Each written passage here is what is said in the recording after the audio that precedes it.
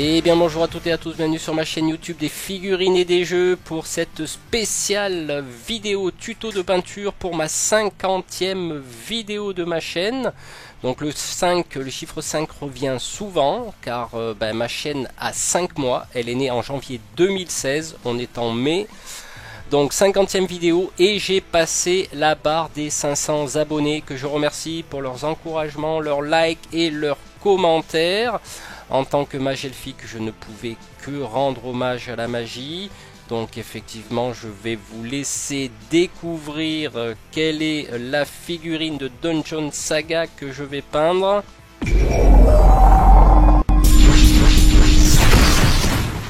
Et oui, c'est Valindor, ni plus ni moins que le père tout-puissant de la magie divine qui vient s'incarner pour combattre le mal dans le jeu. Bah écoutez, sans plus tarder, on va attaquer le tuto de peinture. J'ai hâte que Valindor passe sous mon pinceau magique. Allez, c'est parti. Alors comme vous pouvez le voir, Valindor est une figurine assez massive, elle fait quasiment le double d'une figurine normale du jeu. Et en largeur également, c'est normal, c'est un être lumineux. Dans ce tuto, on va essayer de respecter au maximum le schéma de couleur de la fiche du personnage. Bien sûr, j'y rajouterai ma petite touche perso, à commencer par un métal clair. Alors ce métal, je vais légèrement le diluer, que je vais passer sur toute la partie de l'armure, ainsi que la couronne qu'il porte sur la tête. Je vais prendre du bleu de chez Prince Auguste, c'est un bleu de base pour commencer à peindre la cape, en essayant de respecter bien sûr le schéma de peinture du personnage, de la fiche de personnage plutôt. Là je vais faire un petit test, je vais essayer de mélanger du médium métal avec du bleu pour voir ce que ça donne. Au niveau de la cape, pour que ça soit un peu plus céleste on va dire. Je vais prendre de la chair mat pour commencer à peindre le visage.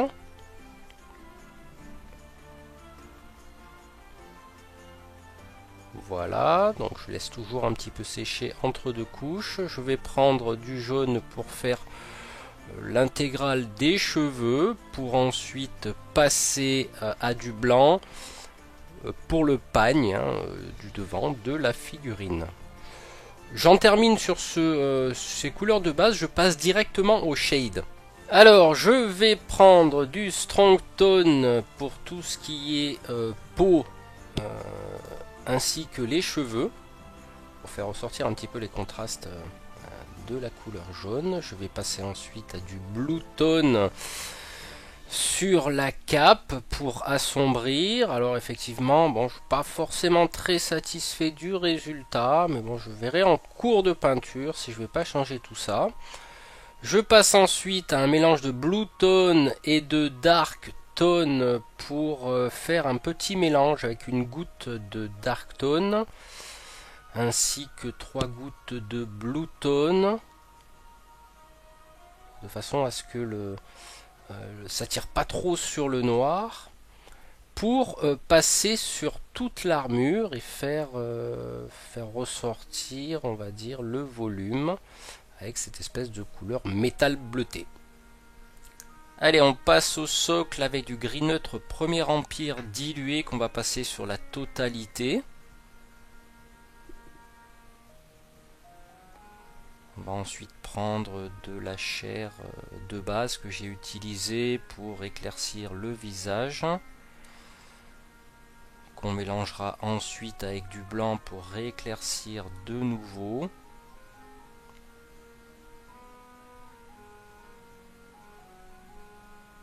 Pour ensuite remélanger du blanc pour mettre une petite touche finale d'éclaircissement.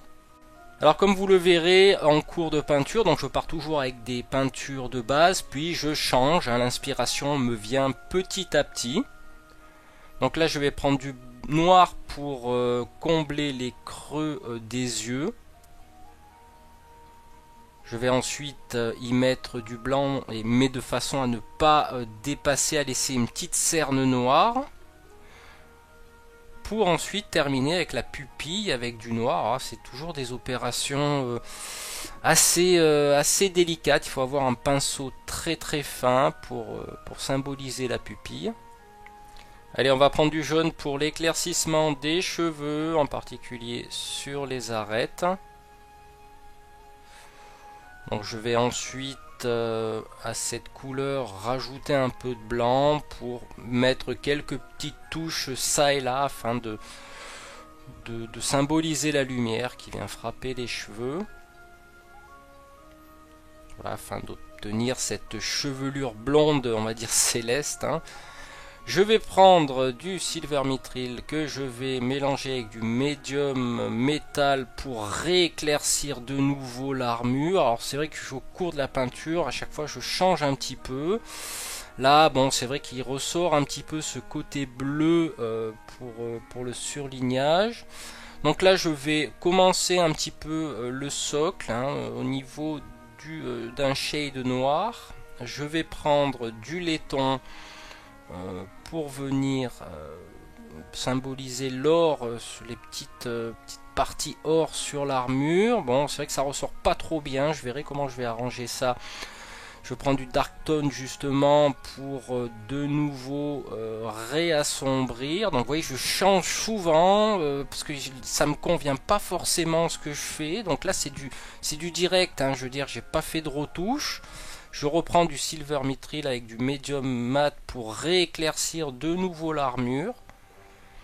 Donc il n'y a pas de coupure, c'est vraiment toute la durée de la peinture est là, c'est-à-dire que je ne vais pas faire de coupure pour faire des modifs. Non, là c'est du live, donc là je rééclaircis l'armure pour essayer d'obtenir ce contraste. Donc là je vais prendre du Necromancer Cloak pour les gants qu'il a sur au niveau de la tenue de la lance. Je vais prendre du gris que je vais mélanger avec cette peinture pour éclaircir les doigts. Donc là je vais prendre du noir pour faire ce qu'on appelle du surlignage. Donc voilà, pour faire ressortir cet aspect métal. Voilà, j'arrive à trouver un petit peu l'idée de pouvoir faire ressortir cette couleur métal et or, parce que précédemment ça me plaisait pas trop. Donc là je pense que j'arrive bien à faire ressortir cette couleur or qui tranche avec le métal. Donc là je vais prendre du rouge pour le pagne, donc pour essayer de faire des petites flamèches comme j'ai pu le voir sur la fiche de personnage. Donc je vais y rajouter à cette couleur du jaune que je vais diluer et mettre juste en bas du pagne afin d'essayer d'obtenir un dégradé. Donc ce jaune, au fur et à mesure, cette couleur de base, au fur et à mesure je vais l'éclaircir afin d'obtenir après un jaune feu. Voilà, je suis relativement satisfait du résultat. Je vais passer maintenant à l'éclaircissement de la cape avec du médium métal. Alors là, toujours pareil, je cherche, c'est un test. Je vais m'y reprendre sûrement plusieurs fois. Ça a été très long à faire. Je vais rajouter à cette couleur de base un bleu ciel pour essayer de nouveau d'éclaircir. Donc toujours à la recherche de cette couleur qui va me satisfaire. Je vais prendre du blue tone. Alors là la peinture n'est pas encore sèche. Je prends ce shade bleu pour essayer de faire des fondus que je vais éclaircir au fur et à mesure sur la cape. Toujours à la recherche du ton qui m'ira bien. Je prends du laiton pour symboliser l'or qu'il y a sur la lance.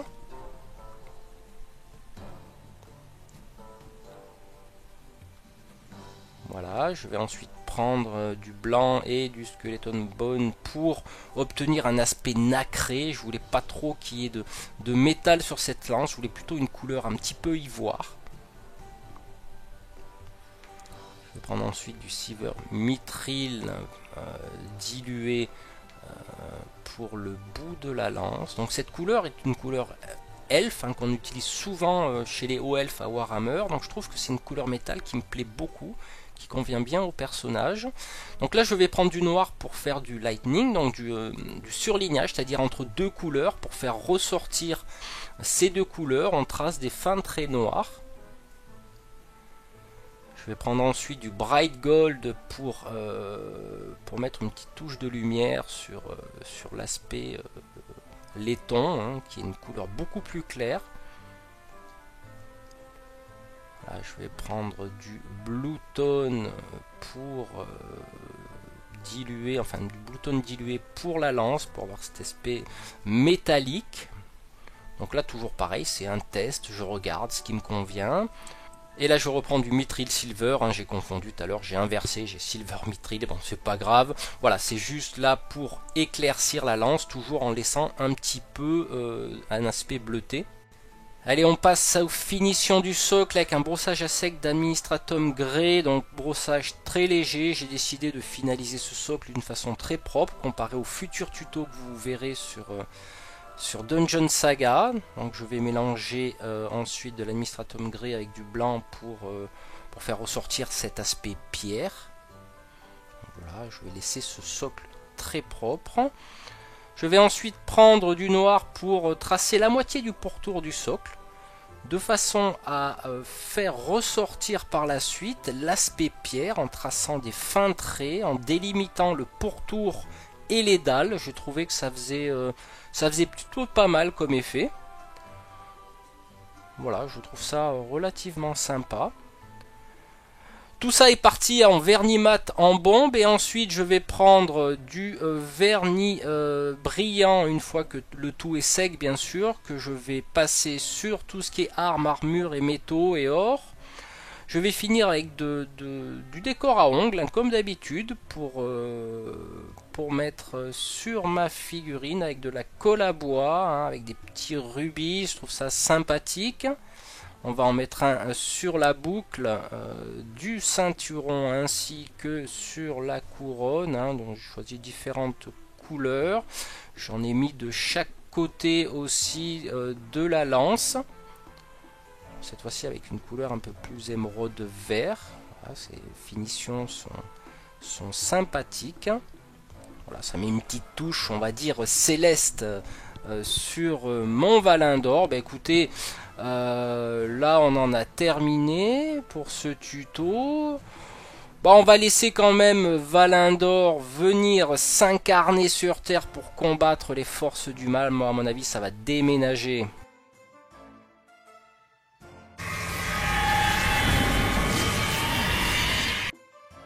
Voilà, bah écoutez, je vous remercie d'avoir suivi ce tuto pour cette 50e vidéo. Les futurs tutos à venir seront bien sûr du Dungeon Saga. Donc là, ça va être un peu plus, on va aller dans du monstre, hein, et puis surtout des accessoires. Bah écoutez, j'ai décidé toutes les 50 vidéos de sortir une figurine spéciale. Donc la prochaine sera un gros, ça va déménager, un gros monstre. On va essayer de peindre ça, mais vraiment ça va être... ça va y avoir du lourd là, il va y avoir du lourd. Bah écoutez, petit clin d'œil à mon ami Woz Miniature, donc sa chaîne YouTube basée sur un mixte d'aérographe et de pinceau. Donc tu vois, Woz, j'ai utilisé la feuille bleue, donc je pense qu'il comprendra. Mais écoutez, dans tous les cas, je vous remercie de m'encourager, de liker, de commenter. N'hésitez pas à poser des questions. Je reste à votre service, le modeste peintre elfe que je suis.